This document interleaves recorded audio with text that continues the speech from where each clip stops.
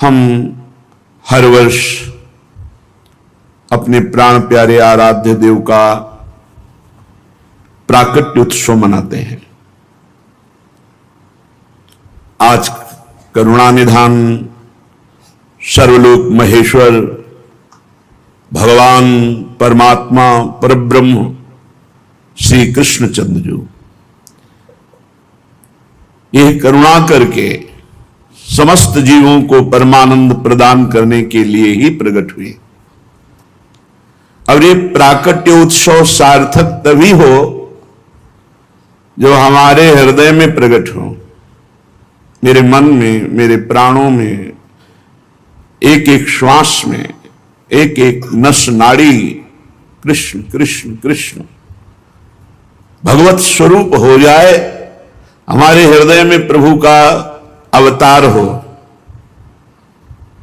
हमारे हृदय में भय प्रगट कृपाला दीन दयाला। देवकी वसुदेव जी ने महान तप किया कि संसार का स्वामी भगवान मेरा पुत्र बने। नंद यशोदा जी ये सब महान तप संपन्न, इनको सुख प्रदान करने के लिए भगवान प्रकट हुए। ये दुराचारियों का विनाश तो बहुत साधारण सी बात है। श्री सुखदेव जी कहते हैं कि उस समय की बात है जब लाखों राक्षसों ने, असुरों ने, दैत्यों ने राजाओं का रूप धारण करके पृथ्वी में आतंक मचा रखा था। अहंकार से भरे हुए, बल से भरे हुए पृथ्वी को आक्रांत कर रखा था। आक्रांत पृथ्वी त्राण पाने के लिए रो रही थी। ये उस समय की बात है जब यदुवंशी राजा शूरसेन माथुर मंडल शूरसेन मंडल का मथुरापुरी में रह करके शासन करते थे। ये मथुरा समस्त यदुवंशी नरपतियों की राजधानी थी। मथुरा में सदैव भगवान की उपस्थिति पाई गई है। मथुरा में सूर्य के पुत्र वसुदेव जी का विवाह देवकी जी के साथ हुआ। ये उस समय की बात है जब नवविवाहिता पत्नी देवकी को रथ पर विराजमान करके वसुदेव जी ले जा रहे थे। कंस बड़ा बलवान, स्वभाव में धूर्तता, वसुदेव जी से कहा मैं रथ हाँकूंगा, मेरी बहन है। और रथ के घोड़ों की लगाम पकड़ ली, स्वयं रथ हाँकने लगा। रथ चल पड़ा। जिस समय घोड़ों की लगाम पकड़कर कंस रथ हाँक रहा था उसी समय स्पष्ट आकाशवाणी हुई, अरे मूर्ख,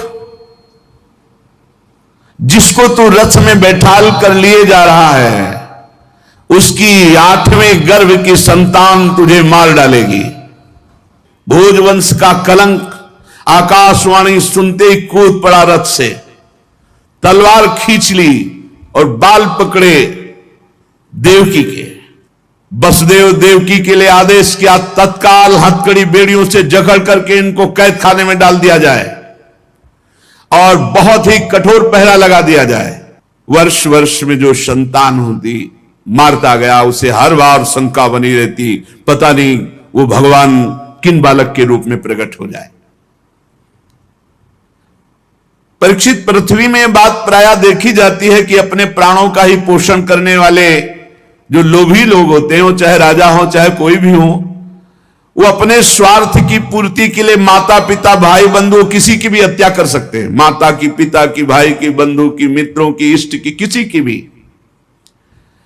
ऐसे स्वार्थी पुरुषों से कभी मित्रता नहीं रखनी चाहिए, नहीं हानि ही होती है। जब कंस ने एक एक करके देवकी जी के 6 बालक मार डाले, तब देवकी के 7वें गर्भ में भगवान के अंश स्वरूप अनंत महिमा अनंत बलशाली भगवान शेष जी पधारे देवकी जी के गर्भ में।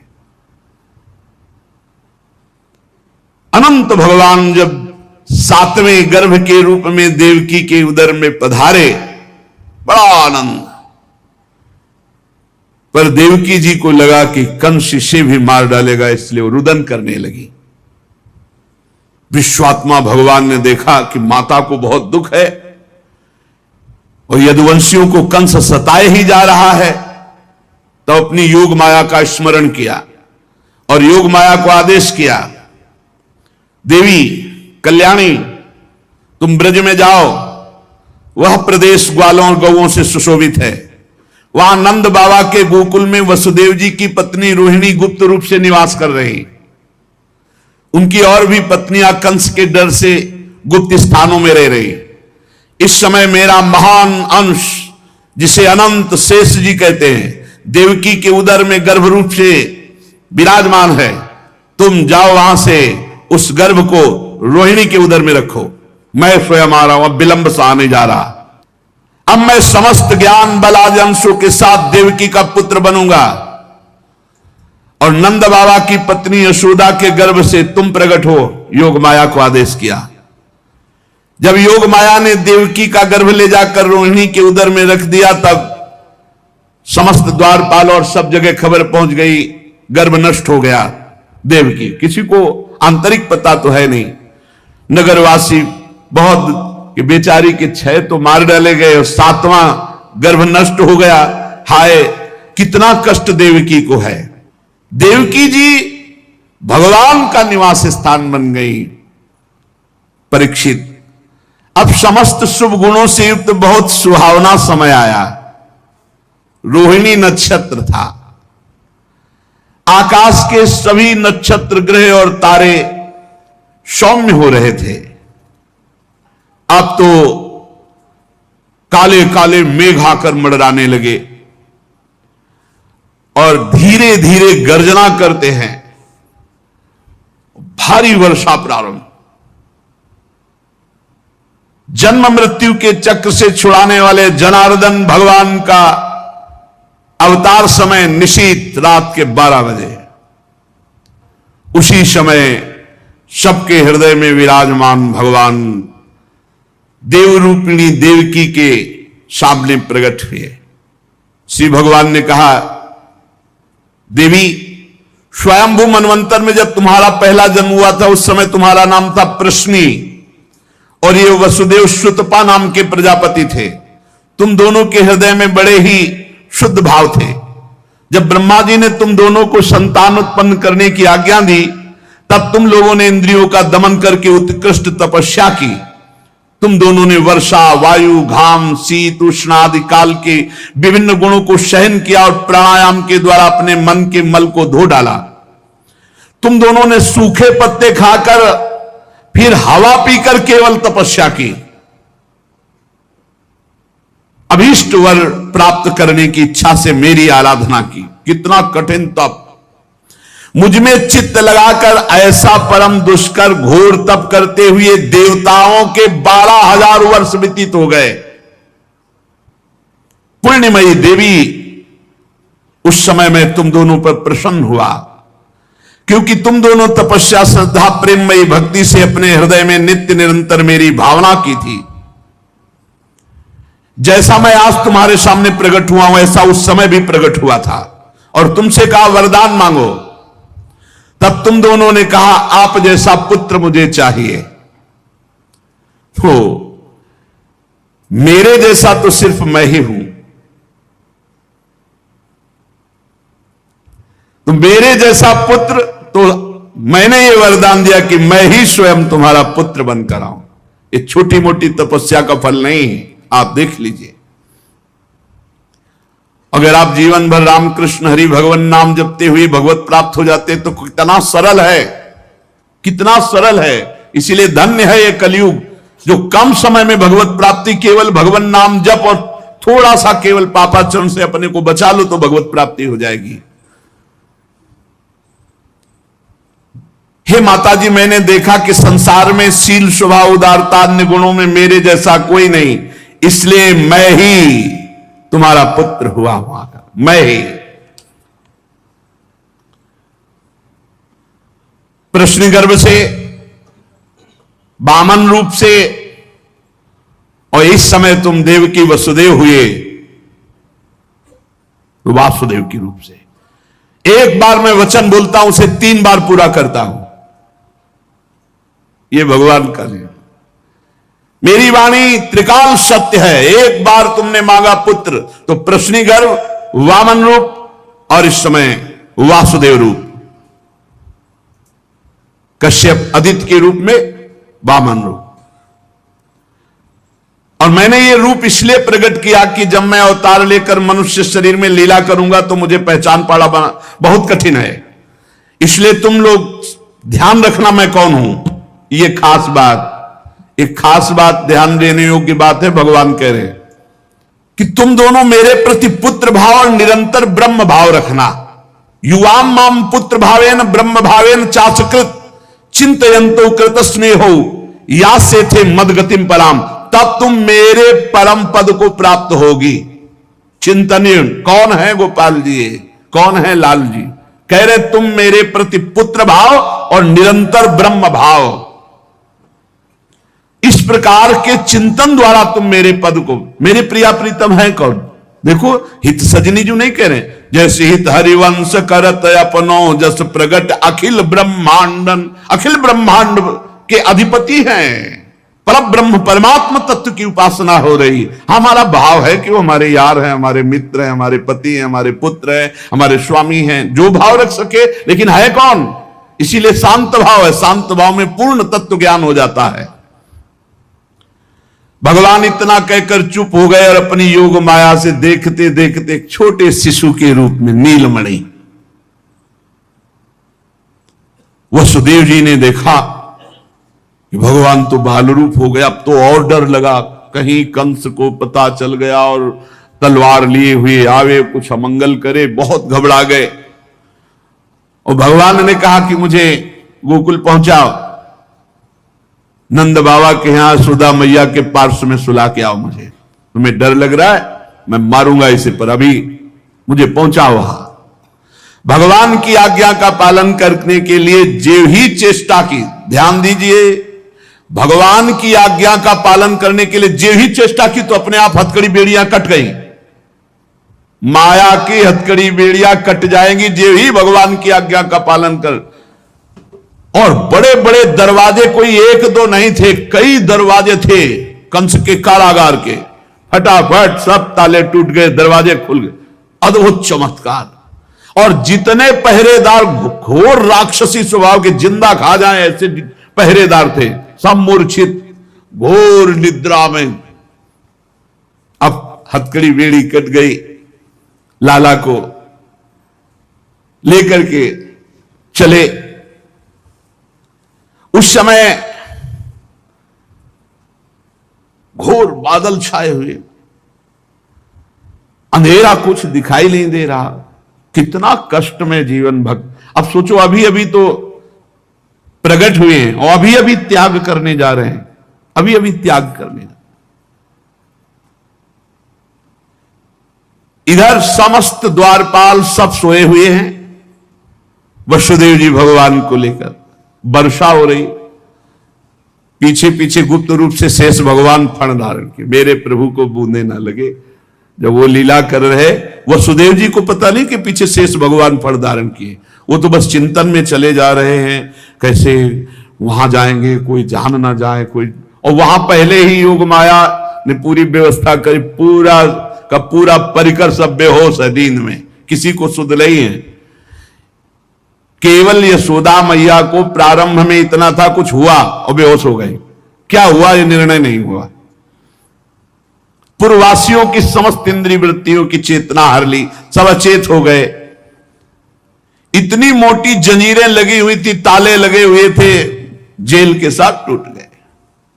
भगवान श्री कृष्ण को गोद में लिए हुए जैसे जैसे आगे बढ़ते, सब दरवाजे अपने आप खुलते चले थे और पहरेदार सब सो रहे। बादल नजदीक आकर मानो बरस रहे हो, ऐसे लटक लटक के बादल। शेष भगवान अपने फणों से जल को रोकते हुए 1000 फण धारे पीछे पीछे चल रहे।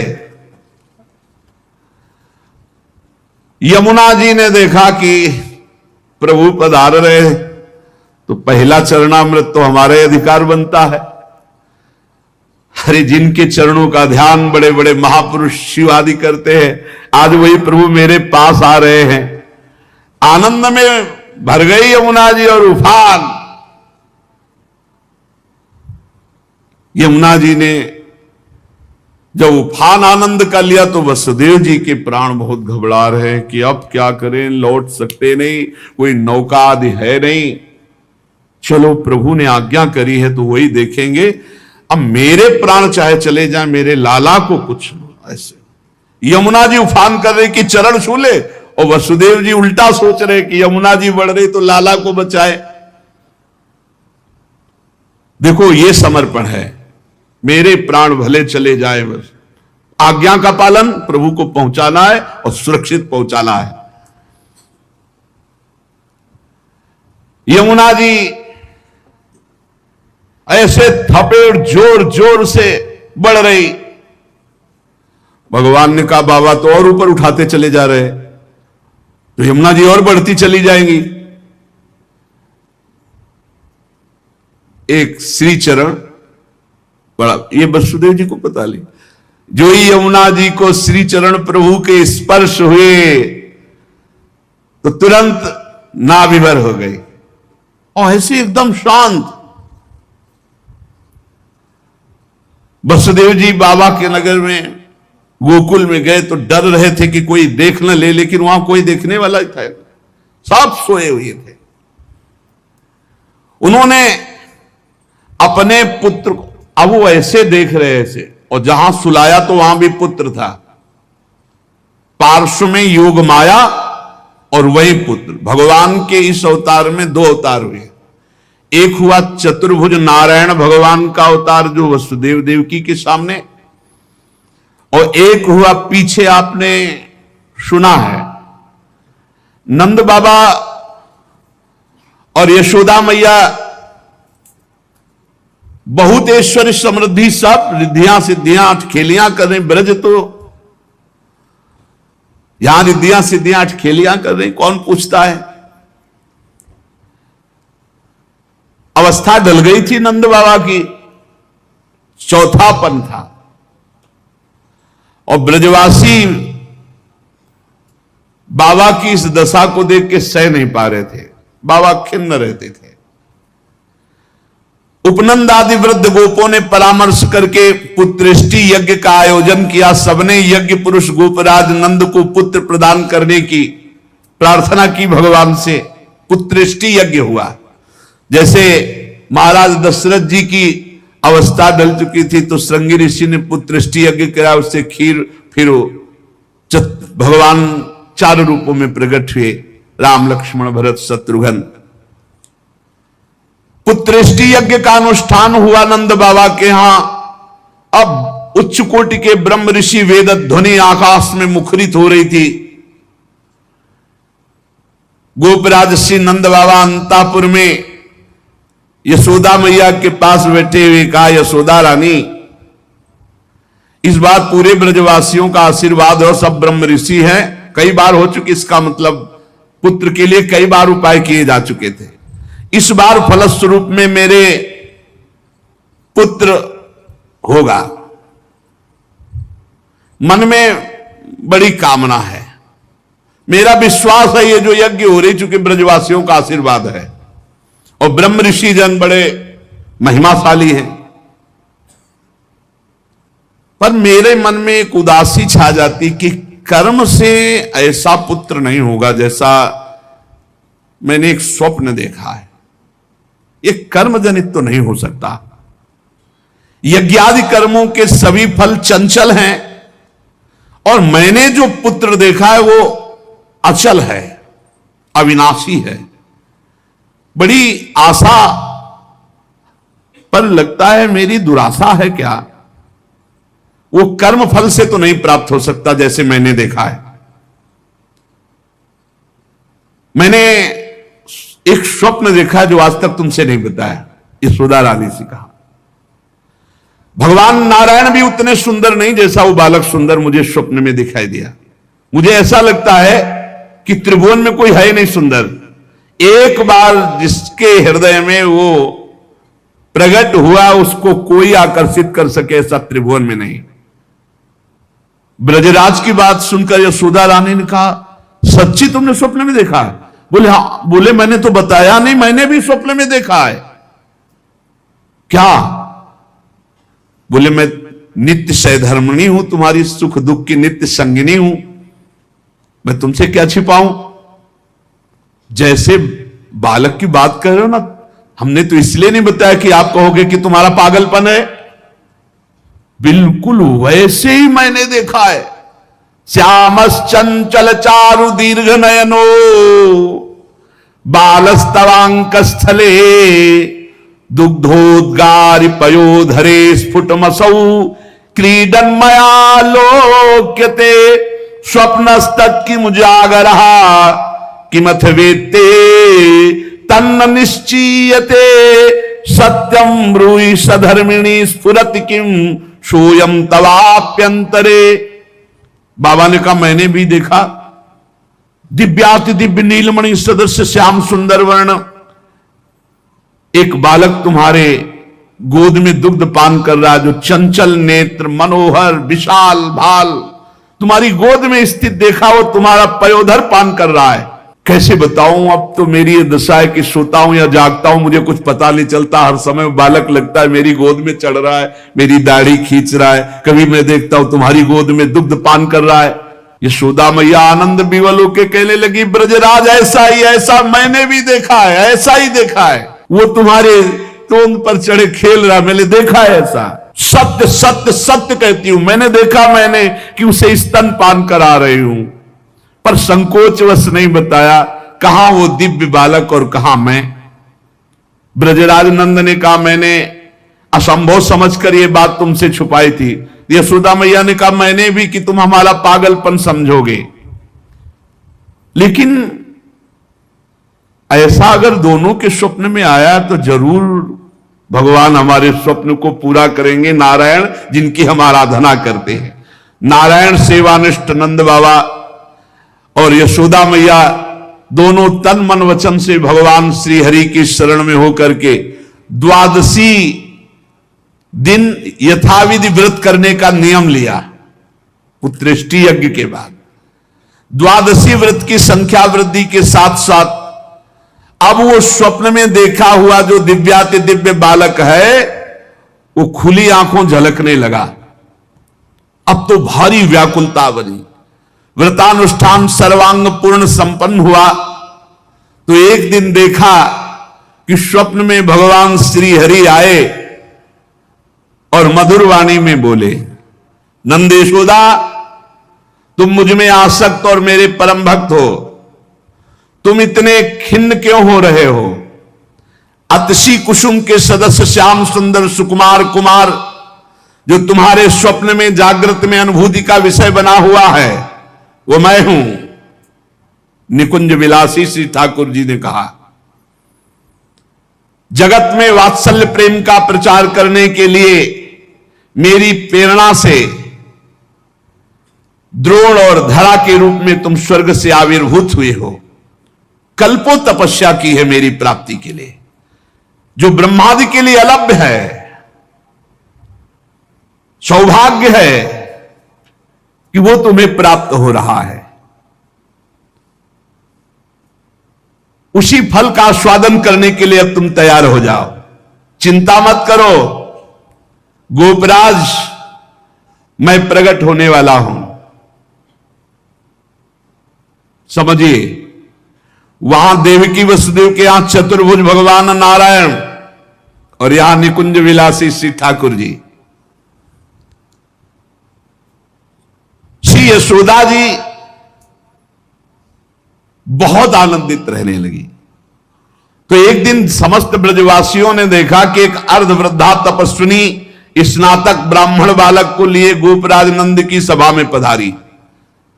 इतनी तपस्विनी तेजस्विनी सब ब्रजवासी खड़े हो गए और आसन देकर प्रणाम करके पूछा, देवी आप कौन हो? आज तक तो आपको देखा नहीं। आपको देखने पे लगता है साक्षात भगवान की योग माया शक्ति हो। ये बालक कौन है? नारद मुनि जैसा दिखाई देता है। आप परम हम ब्रजवासियों का कल्याण करने के लिए पधारी हो। गोपराज के सभासदों की बात सुनकर तपस्विनी ने मुस्कुराकर कहा, मेरा नाम पौर्णमासी है, मैं महान तपस्विनी और दैवज्ञा हूं, तीनों काल का मुझे ज्ञान है। और ये जो बालक है, तुमने कहा नारद जी जैसा, इसका नाम मधुमंगल है।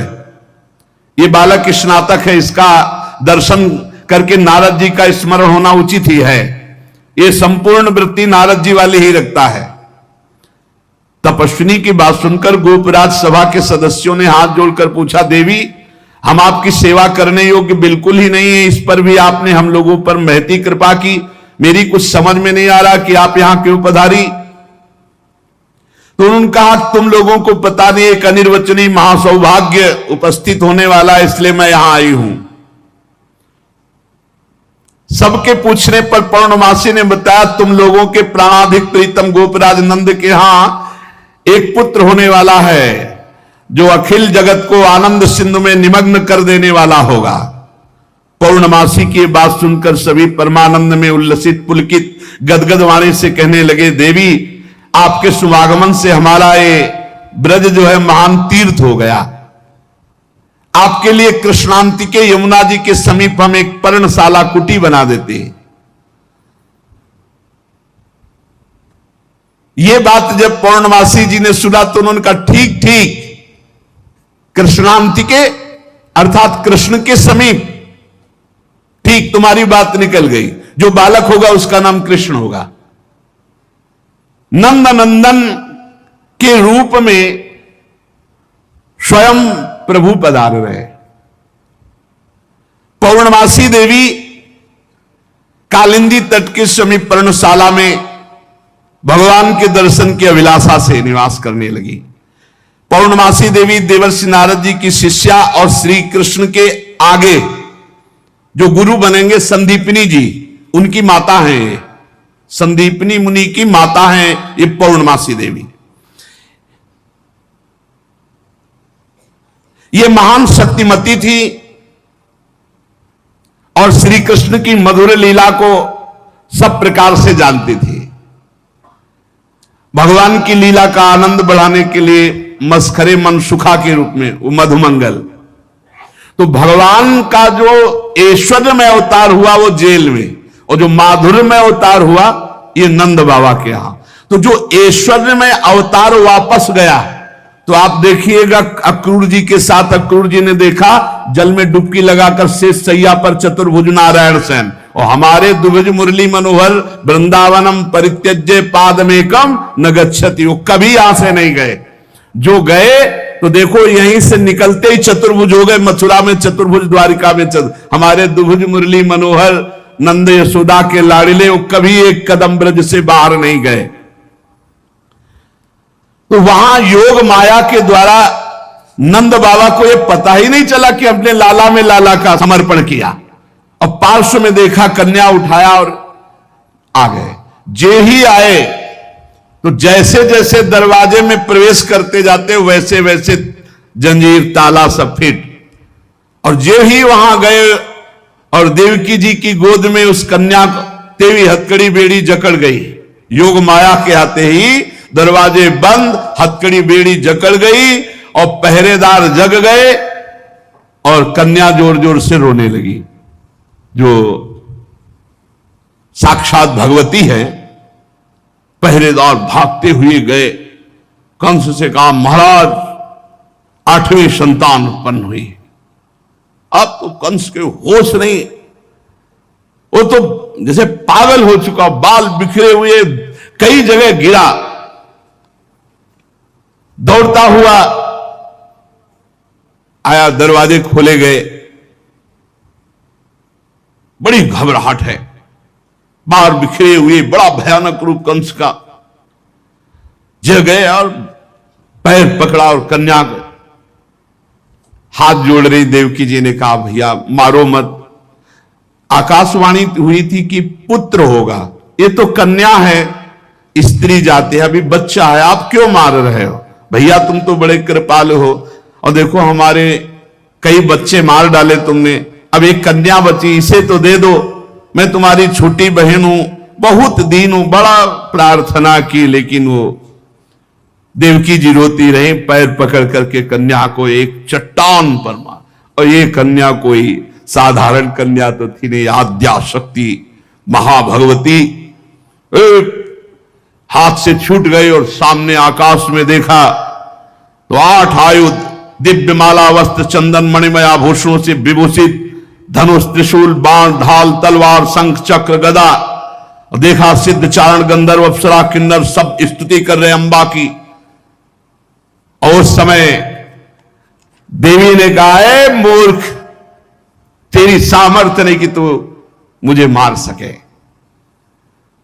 और तू जिसे सोच रहा ना कि मैंने मिटा दिया, अरे तेरे मारने वाला पैदा हो चुका है। निर्दोष की हत्या करने वाले, अब तू बच नहीं सकता, कहीं भी भाग के जा, तेरे मारने वाला पैदा। अब कंस के दिमाग में आया कि संतान तो 8वीं पुत्र होनी थी, वो पैदा हो चुका, ये आकाशवाणी झूठ कैसे बोल सकती, तो पैदा तो देवकी के यहां ही होना चाहिए। बड़ा आश्चर्य हुआ। फिर उसने हाथ जोड़ा देवकी वसुदेव जी की, व्यर्थ में हमने आपको कष्ट दिया आकाशवाणी, आप मुझे क्षमा कीजिए बहनों जी और बहन जी। और वो उन्होंने कहा कुछ नहीं, वसुदेव जी से कहा कि ये विधाता भी झूठ बोलता है, आकाशवाणी हुई थी कि 8वां पुत्र होगा, पुत्री कैसे हो गई, मैं बड़ा पापी हूं, मैंने आप दोनों महात्माओं को बड़ा कष्ट दिया। पर वसुदेव जी आपको दुखी नहीं होना चाहिए। जो लोग तत्व को जानते हैं, आत्मा को जानते हैं, वो शरीर के नाश पर दुखी। देखो इनको भी ज्ञान है यार, बड़ा विचित्र है। पर उपदेश कुशल बहु तेरे, राक्षस स्वभाव वालों को भी ज्ञान, ये भी उपदेश दे रहे। वसुदेव जी ये शरीर को जो आत्मा मान बैठते हैं, इसी उल्टी बुद्धि के कारण ये एक दूसरे से बैर और राग द्वेष कर लेते हैं, जन्म मृत्यु को प्राप्त होते हैं। यद्यपि मैंने तुम्हारे पुत्रों को मारा, फिर भी ज्ञान के द्वारा देखो कौन किसको मारता है। बड़ा सुंदर ज्ञान दे रहे, अभी बताएंगे ठाकुर जी आके तुम्हें कौन किसको मारता है लौट के। ये जो अपने स्वरूप को भूले हुए हैं लोग, इसीलिए मैं मरने वाला हूं, मैं मारता हूं, ऐसा मैं दुख भोग रहा हूं, ये मेरे को दुख देने वाले घोर अज्ञान की बात। कोई किसी को मारता नहीं, कोई किसी को दुख नहीं, जीव अविनाशी है, शरीराभिमान के कारण ऐसा। फिर भी मैं क्षमा चाहता हूं आपसे। वसुदेव जी के चरण प्रकार, देवकी जी ने कहा भैया भैया बस पैर छूने की जरूरत नहीं है, आप खुशी रहो। यह आपने बताया नहीं कि अज्ञान के कारण ही, शरीराभिमान के कारण ऐसा होता है, अपने और पराये का भेद। बस बस आपका इसमें कोई दोष नहीं है।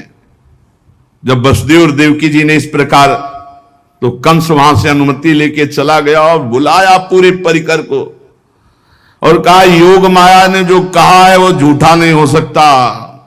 8वीं संतान पैदा हो चुकी है मारने वाली, तो ये लड़की नहीं हो सकती, ये पुत्री नहीं हो सकती, कुछ है, प्लानिंग करो। वो कह रहे पैदा हो चुका तो ब्रजय में होगा। कंस के मंत्री जितने थे वो कंस से भी ज्यादा बुरे स्वभाव वाले थे। उन्होंने कहा महाराज आज्ञा करो, ब्रज 84 कोस में आज से लेकर 10 दिन तक जितने भी बालक हुए हम मार डालेंगे हम लोग।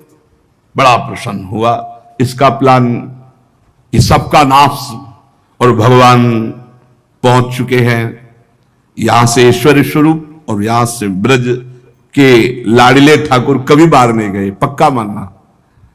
कभी ये जितने संत जन ऐसे थोड़ी जी रहे हैं, पूरी भावना में नहीं जी रहे भाई। छिन छिन बिहरत संग, छिन छिन निरखत प्रेम भरी, छिन जस कहा तभंग। अब जब मैया के नेत्र खुलेंगे, लाला को देखेंगे तो उत्सव मनाएंगे। वो कल अपने लोग फिर उत्सव मनाएंगे। श्री राधा वल्लभ लाल। नाम जप सब कुछ इसी से प्राप्त हो जाएगा, विश्वास कर लीजिए। तो लोग पूछते हैं कौन सा नाम जप करें, तो पहली बात है कि जो आपके गुरु ने नाम दिया है वो नाम जप करो। यदि आपने गुरु नहीं बनाया तो जो नाम आपको भगवान का प्रिय, गोपाल शास्त्र नाम में 1000 नाम है, विष्णु शास्त्र नाम में 1000 नाम है, रामकृष्ण हरि शिव, जो नाम आपको प्रिय हो नाम जप करो। वो आपको गुरु से मिला देगा, गुरु मंत्र दिलवा देंगे, वो आपको भगवत प्राप्ति का सब वही नाम करवा देगा। आप शुरू तो करो नाम जप करना। जिनको सौभाग्य से गुरु मिल गए हैं, अपने गुरु के द्वारा दिए हुए नाम पर आसक्त हो जाओ। और मन का एक स्वभाव है, ये बगल में कुछ लेके चलने का स्वभाव है, गुरु से हटकर कुछ लेके चलने का। ये स्तोत्र ले लें, ये नाम ले लें, ये इसका स्वभाव है। इसी स्वभाव को हटाना है। गुरु ने कहा राम तो राम, गुरु ने कहा राधा तो राधा जीवन, उसी से आप देख लेना सब कुछ प्राप्त हो जाएगा। नाम की बड़ी महिमा है। विभिन्न ग्रंथों में भगवान के विभिन्न नामों को गाया गया है। जो तुम्हें नाम प्रिय लगे या जो गुरुदेव ने दिया है। 38 शास्त्र नाम तो हमारे पास है। भाई जी महाराज से हनुमान प्रसाद पोद्दार जी कहते 38 शास्त्र नाम तो हमारे पास है। 38 शास्त्र नाम, और भगवान के अनंत नाम हैं। सभी भगवान के नाम समान बलशाली हैं, पर विशेषता होती गुरु प्रदत्त नाम में। जैसे गोस्वामी जी को राम नाम सर्वोपरि, चैतन्य महाप्रभु कृष्ण नाम सर्वोपरि, हरिवंश महाप्रभु राधा नाम सर्वोपरि, कोई हर्ज नहीं। उसी एक परम तत्व के अनेकों नाम हैं। जिसको जो प्रिय लगे खूब पकड़ लो उस नाम को, जोर से बार बार उसे जपो। राधा राधा राधा राधा राधा। अब 2 घंटा जपा, इसके बाद दे दिया पूरे विश्व को, धन्य हो जाए हमारा विश्व, हो गया। क्योंकि आपका भजन उतना जाकर समाज को सुख पहुंचाएगा। इसलिए गुरु मुख से ही नाम जपना चाहिए।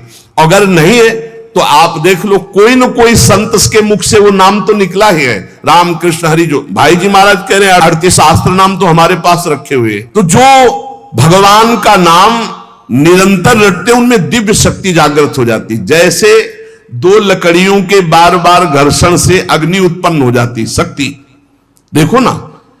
2 पत्थरों को आप रगड़िए तो उनमें चिंगारी पैदा हो जाएगी। तो दिव्य चिदानंद में नाम जब हमारी जिह्वा पे रगड़ होती है तो उसमें ऐसी महान शक्ति जागृत होती। ज्ञान, भक्ति, वैराग्य, विपत्ति, दुख का नाश सब। देखो गोस्वामी जी सरल भाषा में कह रहे हैं, राम नाम मणिदीप धरि जीह देहरी द्वार, तुलसी भीतर बाहरहु जो चाहस उजियार। यदि हृदय में और जगत में भी लोक में मंगल चाहते हो तो अपनी जिह्वा रूपी देहरी पर, जो भीतर और बाहर दोनों को मंगल करेगी, नाम विराजमान कर लो। गोस्वामी जी को प्राण प्रिय है 2 अक्षर राम, ऐसे प्राण प्रिय है हमारा 2 अक्षर राधा। जिह्वा पे विराजमान कर लो, लोक परलोक सब मंगल को प्राप्त हो जाएगा। जो संसार में नाम जब कर रहे तो उनको ऐसा ज्ञान हो जाता है, जैसे गोस्वामी तुलसीदास जी कहते हैं, मैं तो ही अब जान्यो संसार, बांध न सकई मोहि हरि के बल, प्रगट कपट आगार। मैं तो ही अब जान्यो संसार, ए संसार मैं जान गया तुझे। संसार अब तू कपट का आगार कभी मुझे बांध नहीं सकता, क्योंकि मेरे पास भगवान नाम जप के प्रभाव से वो ज्ञान हो गया। वो ज्ञान हो गया कि अब तो मुझे नहीं बांध सकता। सर्वत्र भगवत दर्शन, तीसरी बात आई। पहला आया अपने इष्ट के अनन्य, दूसरा कैसे हो तो बोले निरंतर नाम जप करो, और तीसरा सर्वत्र भगवत दर्शन। ये सर्वोत्तम बात है। चाहे वो चांडाल हो, पशु हो, पक्षी हो, जड़ हो, चैतन्य हो, जहां तुम्हारी दृष्टि पड़े तो उसमें देखने की कोशिश करो, इसमें भगवान श्री हरि विराजमान है। सकल जग हरि को रूप निहार, हरि को रूप निहार, हरि बिनु विश्व कतहु को नहीं, ये मिथ्या भ्रम संसार। सकल जग हरि को रूप निहार। जैसे दूर से पड़ी हुई रस्सी सांप दिखाई देती है, न सांप पहले था ना बाद में रहेगा, बीच में भास रहा है, और बीच में है रस्सी, भास रहा है सांप। ऐसे ही ये संसार पहले नहीं था, बाद में भी नहीं रहेगा, बीच में भास रहा है, और है श्री कृष्ण, है प्रभु, और भास रहा है संसार। तो सकल जग हरि को रूप निहार, हरि बिनु विश्व कतहु को नहीं, ये मिथ्या भ्रम संसार, ये झूठा भ्रम हो गया। ये स्त्री है, पुरुष है, जड़ है, चैतन, एकमात्र भगवान बना हुआ है। अलख निरंजन, जो हम देख नहीं सकते, अलख, लख नहीं सकते, वो अलख, और निरंजन जो त्रिगुणातीत मायातीत है, वो साक्षात सामने बैठा हुआ है। अलख निरंजन सब जग व्यापक, सब जग को आधार, सकल जग हरि को रूप निहार। अब गूढ़ बात, नहीं आधार नहीं को हरिमा। भगवान कह रहे यो माम पश्यति सर्वत्र सर्वम च मयि पश्यति, जो सब में मुझको देखता है और मुझ में सबको देखता है, वो मेरे नेत्रों से कभी ओझल नहीं होगा, मैं उसके नेत्रों से कभी ओझल नहीं होगा। और एक श्लोक आता है कि मैं किसी में प्रवेश नहीं हूं, कोई मेरे में प्रवेश नहीं। वही यहां कह रहे, नहीं आधार नहीं को हरिमहा। अब क्या मतलब है इसका? बोले इसका मतलब है जैसे कहा जाए बर्फ में पानी नहीं है और पानी में बर्फ नहीं है, बात कैसी रहेगी? क्योंकि बर्फ ही पानी है, पानी ही बर्फ है, भेद ही नहीं है। तो कहा जाए बर्फ में पानी प्रवेश नहीं कर सकता और पानी में बर्फ प्रवेश नहीं कर सकती, उसकी अलग सत्ता नहीं। बर्फ ही पानी बनी हुई है, पानी ही बर्फ है, कोई अंतर नहीं। तो कह रहे कि नहीं आधार। बोले कैसी बात कर रहे हो? बोले इसलिए कह रहा हूं कि वही वही है, दूसरा कोई है नहीं। प्रभु किसी में प्रवेश नहीं करते क्योंकि प्रभु ही है पहले से, तो किस में प्रवेश करे? और कोई प्रभु में प्रवेश नहीं कर सकता क्योंकि कोई है ही नहीं, प्रभु ही है। यह रहस्य रघुनाथ कर बेगी न जाने कोई, और जो जाने रघुपति कृपा तो सपने मोह न हो। स्वयं हरि जगत बले हुए हैं, सब कुछ ये हरि बैठे हैं, बस ये नेत्रों का हमारा दोष हट जाए, चश्मा बदल जाए, केवल हरि है। सिय राम मैं सब जग जानी, मानी नहीं, जानी, जान के, देख के। अति समीप अति दूर अनोखे, जगमा जग के पार। अति समीप, भगवान कितने समीप है? आपके समीप इतने कि उनसे ज्यादा कोई समीप नहीं है, बहुत नजदीक है। बहिरंतस्य भूतानाम अचरम चरमेव च सूक्ष्मात् तद्विज्ञेयम् दूरस्थम चान्तिके च तत्।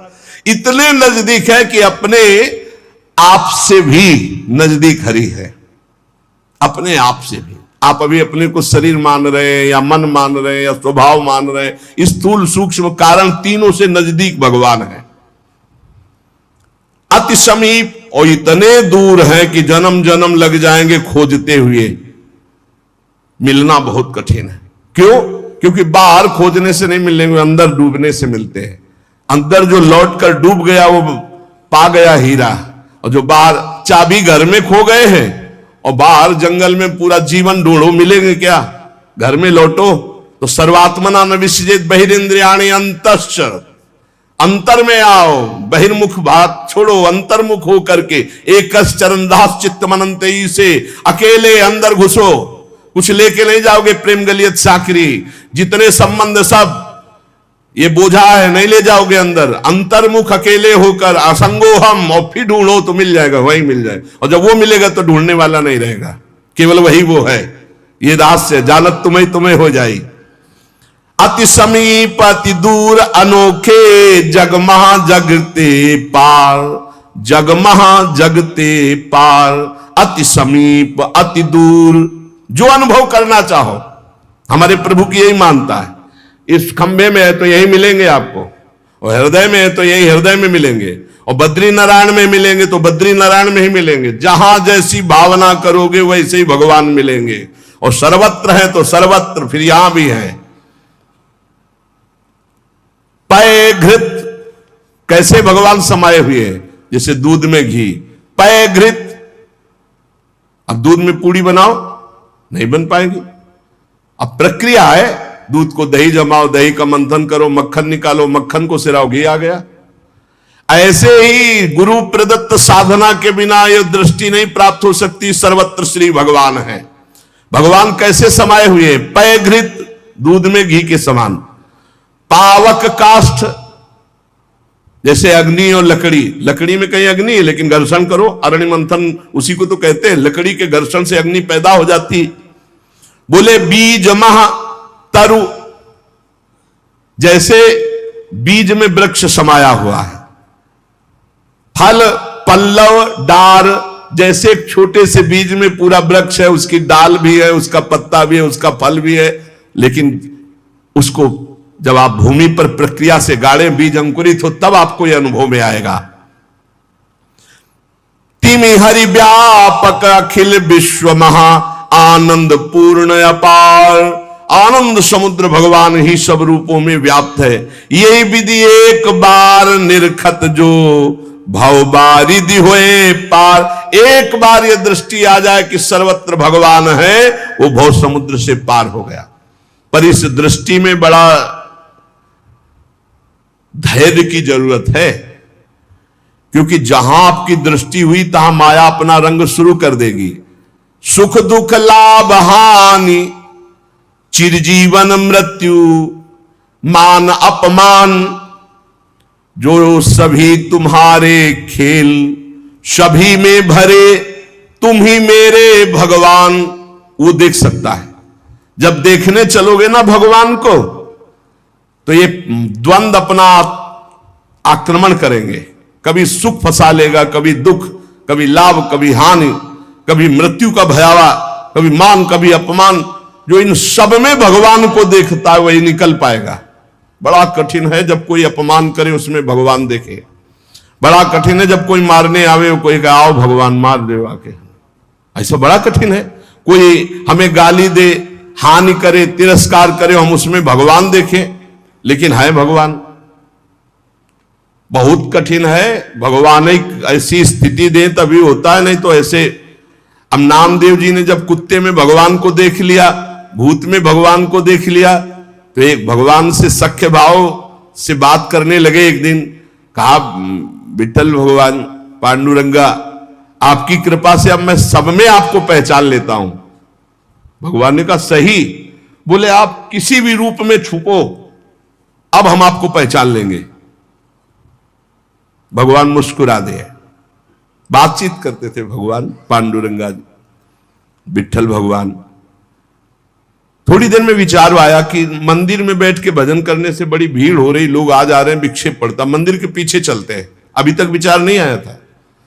अब मंदिर के पीछे जाके जो भजन में लगे, कीर्तन में, सो देखा कि 10 बच्चे आ गए, कबड्डी खेलने लगे।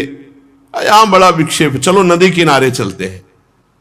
तो नदी किनारे जाकर कीर्तन करने लगे। अभी कीर्तन शुरू ही हुआ था कि वहां बैलगाड़ी से तंबू कनात उतरने लगी, हो हल्ला शुरू हो गया। उनके नजदीक दूर से गए, बोले यहां हम भजन करने आए थे, यहां भी उपद्रव शुरू किया। तो उसकी पत्नी गड़ासा लेके निकली। बोले हम भोजन की व्यवस्था भगवान ने कर दी है, मिल गया है, काट के अभी हम बनाते हैं, हम सब लोग खाते हैं। नामदेव जी ने कहा यहां तो मरने वाला प्रोग्राम शुरू हो गया, ये कौन लोग है जो हमें काट के खाएंगे। गड़ासा लेके दौड़ी नामदेव जी की तरफ। पति ने कहा तुम चिंता मत करो, दूसरा गड़ासा लेके वो दौड़े। अब वो नामदेव जी ने भजन तो फिर भी हो जाएगा जो जिंदा रहेंगे, और भागे मंदिर की तरफ। और सांस, और जैसे जैसे भागते पीछे पकड़ पकड़ अब पकड़ा पर। जब नगर में प्रवेश किया तो वहां देखा कि कोई ने, फिर मंदिर में गया, कहा हा।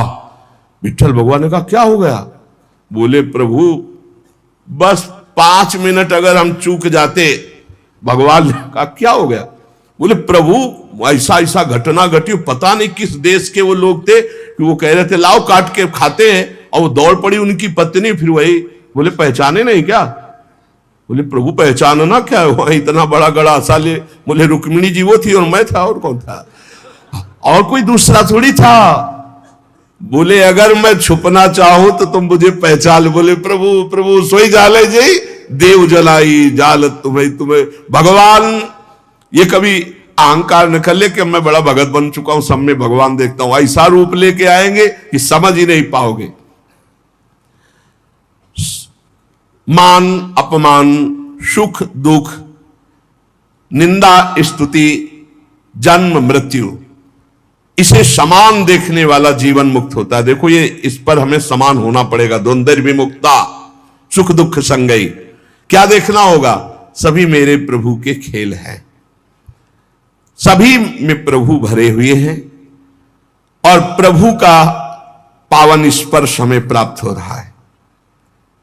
इससे मिलता मुझे सर्वदा, सब में सुखद तुम्हारा स्पर्श, अता नहीं हो पाते मन में कभी सोच उद्वेग अमर्ष। चाहे जैसी परिस्थिति हो, बहुत आनंद रहता है यदि भगवत भाव में रहोगे। जगत भाव में तो कैसे भी रहो दुख ही दुख है, भगवत भाव में बहुत आनंद। बोले जब कोई पीटता है, अपमान करता है, तो मुझे ये दिखाई देता है मेरे हरि है स्पर्श कर रहे हैं आपके महान पावन स्पर्श का। ये प्रेम, जब हम सर्वत्र भगवान देखते थे, दुख नाम की चीज और भगवान का वास्तविक स्पर्श प्राप्त होता है। कभी अनुभव करना, अगर अपमान हो और उस समय आप भगवत भाव में हो, तो अपमान भी आपको और भाव वृद्धि करके रुलाने वाला बन जाएगा, प्रभु के प्रेम में रुलाने वाला। किसी अवस्था में भी होती नहीं अशांति, नहीं उर्दाह, हंसमुख सदा दिखता प्रभु का, नित्य नवीन पूर्ण उत्साह। दृढ़ विश्वास हो जाता है, इसलिए अशांति नहीं होती। एक दिन एक सन्यासी संत विचरण कर रहे थे, तो कुछ उद्दंड लोगों ने सोचा कि कुछ अर्थ होगा, पर उनको ये पता नहीं था कि ये सन्यास के नियम से जो चलते हैं उनके पास अर्थ नहीं होता। वो कभी धन का स्पर्श नहीं करते, नहीं, जो सन्यास धन का स्पर्श नहीं, काठ की स्त्री का भी स्पर्श नहीं। बड़ा नियम, सन्यास धर्म का मतलब ही होता साक्षात नारायण स्वरूप। अब उन्होंने उनके झोला देखा तो उसमें वही गीता आदि शास्त्र और तो कुछ निकला नहीं, तो बड़ी गुस्सा लगी, ईंट से उनका सर फोड़ दिया, खून खून ऐसे, और वो फोड़ के, ऐसे बड़े निर्दयी लोग होते हैं। वहीं से एक डॉक्टर गाड़ी से निकले, देखा एक संत जो है घायल पड़े हैं, उठाया ले गए अपने अस्पताल में, टाका लगाया, दवाई और गर्म दूध पिला रहे थे। तो जो राज कर्मचारी पुलिस को भी सूचना की उन्होंने, तो पुलिस भी साथ वहां आई और कहा, डॉक्टर ने पूछा, महाराज जी आप बता सकते हैं कि किसने आपका सर फोड़ा? बोले बता सकता हूं, पक्का मुझे याद है, आपने। और वो तो बोले महाराज आप कैसी बात करते हो, हम तो पुलिस कर्मचारी का इनकी बात मत मानना, इस समय इनका दिमाग सही नहीं। बोले नहीं, मैं बहुत दिमाग सही बोल रहा हूं, तुम्ही ने मारा और तुम ही दूध पिला रहे हो, तुम्हारे सिवा और किसी ने नहीं किया। अब वो तो घबरा गए, बोले महाराज आप हमें फंसा क्यों रहे हो? बोले नहीं नहीं, तुम हमें नहीं फंसा सकते, तुम ही ले मारा।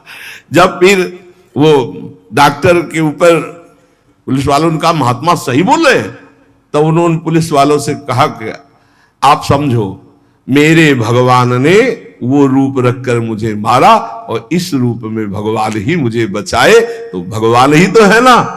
तब डॉक्टर बचे, नहीं तो सिद्ध पुरुष अपनी भावना में बोल रहे, बेचारा फंस जाता। आप ही पीटने वाले हो और आप ही दूध पिलाने वाले हो, इसमें कोई अंतर। इसलिए किसी भी तरह उनके हृदय में अशांति या जलन नहीं होती। चाहे वो राम उपासक हो, शिव उपासक हो, कृष्ण उपासक हो, जगदम्बा उपासक, अपने इष्ट को सर्वोपरि मानना और किसी के भी इष्ट की निंदा न करना और उसको नीचा ना दिखाना, अपने लिए अपने इष्ट को सर्वोपरि मानना। ये भावना इतनी जोर की होनी चाहिए कि अपने इष्ट के सिवा और कुछ रह ही न जाए पूरी सृष्टि में। उत्तम के बस असमन माही, सपने हूं आन पुरुष जग नाही। एक बार गोस्वामी तुलसीदास जी वृंदावन आए, प्रातःकालीन वेला अपनी नित्य दिनचर्या करके निकले दर्शन करने के लिए। तो श्रृंगार में जिन ठाकुरों के दर्शन किए तो सब में मुरली, मोर मुकुट, ललित त्रिभंगी, पार्श्व में श्री राधा किशोरी। प्रणाम किया, कहा कहा कहूं छवि आज की भले बने हो नाथ। नाथ आप ही हो, मुझे पता है बहुत सुंदर हो, प्रियाजू के साथ विराजमान हो, पर महाराज मेरे मन में पूर्ति नहीं हो रही, दर्शन की पूर्ति नहीं हो रही। जो प्यास है वो मेरी तृप्ति नहीं हो रही। मैं देख रहा हूं सांवले सलोने आप मेरे ही प्रभु हो, गोरी प्रियाजू आप मेरे ही हो, मुझे कोई संशय नहीं है, पर ये रूप हमारी तृप्ति का कारण नहीं। देख लो इष्ट निष्ठा, जबकि जड़ चैतन्य को सबका बोध है, गोस्वामी जी को। प्रभु जब मैं आपके कर कमल में मुरली देखता हूं और मयूर पिच्छ मस्तक पर देखता हूं और सीधे खड़े होने की जगह 3 जगह से टेढ़े ललित त्रिभंगी देखता हूं, बड़ा सुंदर रूप है, मुझे तृप्ति नहीं हो रही। तुलसी मस्तक तब नवे जब धनुष बाण हो हाथ।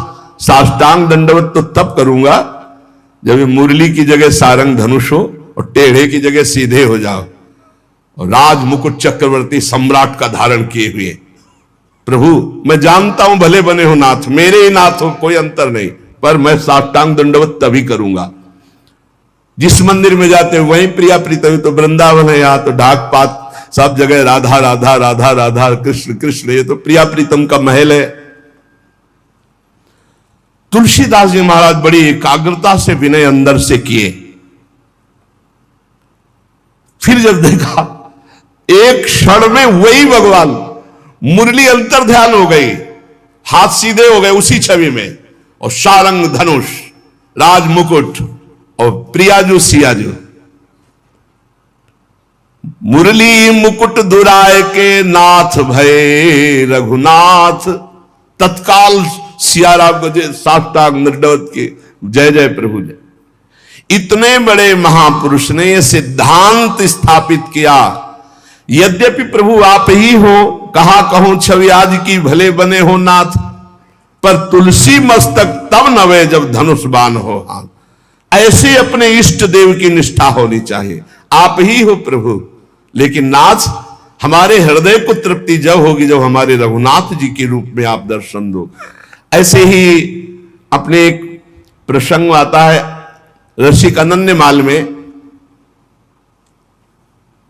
हरिदास जी, उनका नाम शायद हरिदास तुलाधार नाम था, जो जगन्नाथ जी के संतों के दर्शन के लिए यात्रा कर रहे थे, तो रास्ते में देखा एक गाय पर आक्रमण किया सिंह ने।